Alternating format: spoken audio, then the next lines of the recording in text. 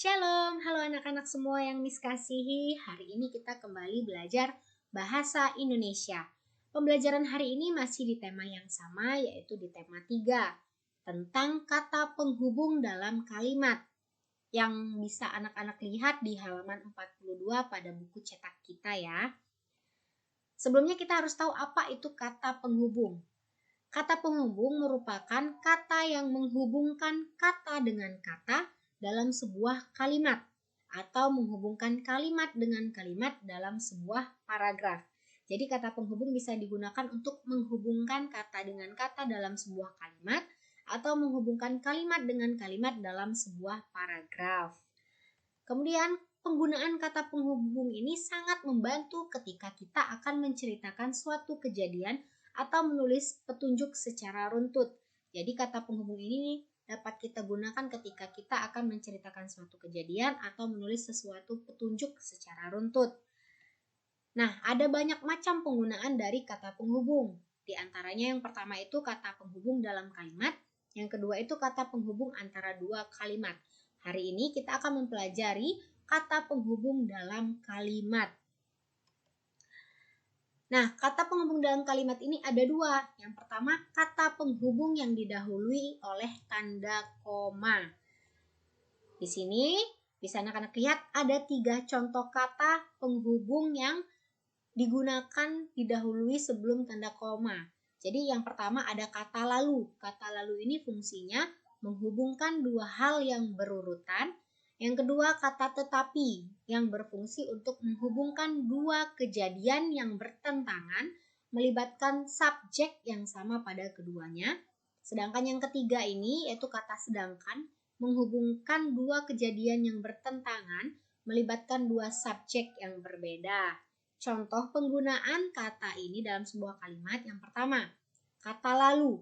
Nah, di sini ada kalimat, ibu mencuci sayuran yang dibelinya hingga bersih, lalu merebusnya dalam panci yang berisi air panas. Nah, anak-anak bisa lihat di sini kata lalu. Ya, ini penggunaan kata hubung dalam kalimat. Jadi, di sini ada kata lalu, sebelumnya ada tanda koma. Jadi, ketika kita menggunakan kata penghubung lalu didahului oleh tanda koma terlebih dahulu. Jadi ini kata lalu ini berfungsi untuk menggabungkan dua hal yang berurutan. Nah, ini hal yang berurutan. Jadi yang dilakukan ibu mencuci sayur, kemudian merebusnya. Jadi yang tepat itu menggunakan kata lalu. Yang kedua, tetapi. Tetapi, contoh kalimatnya di sini, terumbu karang memang indah, tetapi harus tetap dirawat agar terjaga keindahannya. Sama, sebelum kata tetapi juga didahului oleh tanda koma. Nah, tetapi di sini berfungsi untuk menghubungkan dua kejadian yang bertentangan. Jadi dua kejadian bertentangan yang dimana subjeknya sama. Nah, subjek dalam kalimat ini ya terumbu karang.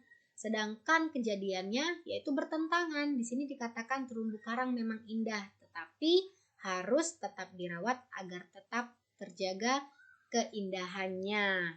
Yang ketiga, sedangkan. Contoh kalimatnya, air laut mulai tercemar, sedangkan terumbu karang juga ikut rusak. Nah, sebelum kata penghubung sedangkan juga didahului oleh tanda koma. Nah, fungsi sedangkan di sini menggabungkan dua kejadian yang bertentangan, namun melibatkan subjek yang berbeda. Nah, di sini subjeknya berbeda. Di sini air laut dan terumbu karang. Jadi, air laut mulai tercemar, terumbu karang juga ikut rusak, sehingga kata penghubung yang tepat itu merupakan kata sedangkan. Nah, tetapi dengan sedangkan ini hampir sama, hanya saja berbeda. Kalau di tetapi ini melibatkan subjek yang sama pada keduanya, tetapi sedangkan melibatkan subjek yang berbeda. Nah, itu yang membedakan kata penghubung tetapi dan sedangkan. Selanjutnya di sini ada catatan. Kata kemudian artinya sama dengan kata lalu. Namun, untuk kata kemudian hanya dipakai pada awal kalimat karena fungsi kata kemudian adalah menggabungkan dua kalimat tentang dua hal yang berhubungan. Sedangkan kata lalu tadi, anak-anak sudah melihat contohnya. Kata lalu di sini dia menghubungkan kata dalam sebuah kalimat, sedangkan kemudian di sini menggabungkan dua kalimat. Contohnya, ia mengikat tali sepatunya dengan asal-asalan. Kemudian ia langsung pergi berlari ke sekolah karena takut terlambat. Nah, di sini ada dua kalimat. Ini kalimat pertama dan ini kalimat kedua. Jadi kata kemudian ini digunakan untuk menghubungkan dua kalimat tentang dua hal yang berhubungan. Nah, jadi ini perbedaan kata penghubung kemudian dan lalu. Kemudian kata penghubung yang kedua, yaitu ada kata penghubung yang tidak didahului tanda koma. Nah, di sini ada tiga kata. Yang pertama itu karena, fungsinya menghubungkan dengan keterangan sebab kejadian. Kata yang kedua itu maka, fungsinya menghubungkan dengan pernyataan akibat kejadian. Kata yang ketiga sehingga, fungsinya menghubungkan dengan pernyataan hasil atau tindak lanjut menceritakan akibat kejadian.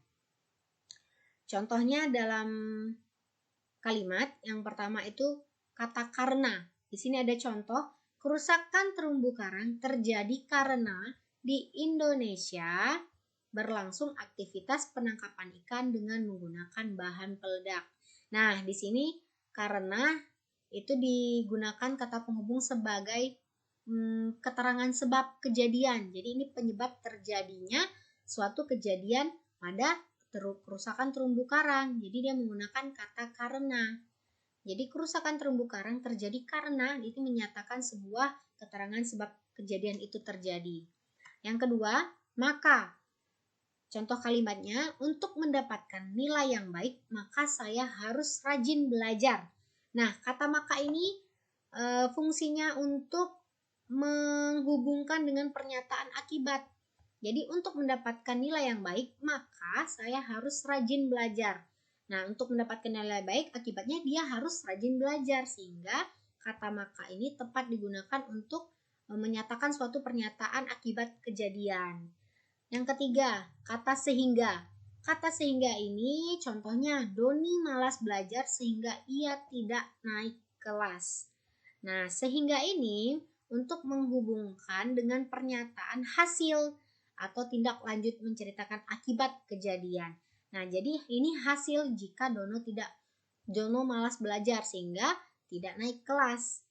Nah, inilah beberapa contoh penggunaan kata penghubung baik yang didahului tanda koma maupun yang tidak didahului tanda koma.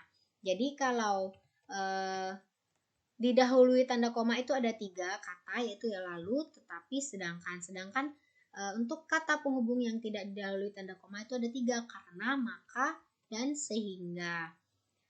Demikian penjelasan Miss tentang penggunaan kata hubung dalam kalimat.